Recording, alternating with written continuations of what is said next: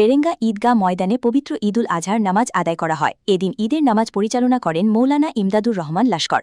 এদিন বেরেঙ্গা ঈদগাহ কমিটির পক্ষ থেকে নবনির্বাচিত বিধায়ক আমিনুল হক লস্করকে সংবর্ধনা দেওয়া হয়। এদিন তার হাতে মানপত্র তুলে দেন ঈদগাহ কমিটির সভাপতি আলহাজ হুসেন আহমেদ লস্কর, সম্পাদক আলাউদ্দিন লস্কর, একে আজাদ মজুমদার সহ আরও অন্যান্যরা।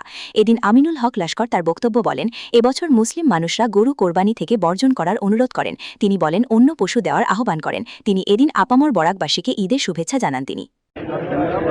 আর এবার প্রথম বিধায়ক হয়ে এই সোনাই সমষ্টির অন্তর্ভুক্ত হয়েছে বেরেঙ্গা, বাগাডোর, বইজুরায়। আর বিধায়ক হয়ে এই এলাকার মুসল্লিদেরকে নিয়ে প্রথম ঈদের নামাজ পড়েছি।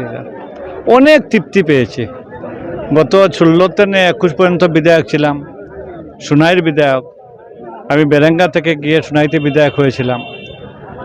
আর এভাবে যে নিজের যে মহল্লার মানুষকে নিয়ে, মহল্লার মুসল্লিকে নিয়ে ঈদের নামাজ পড়তে পারিনি। এবার আমি পড়তে পারে খুবই খুশি হয়েছি। সরকারের যে এসওপি একটা করেছে সেই বিষয়টা কি?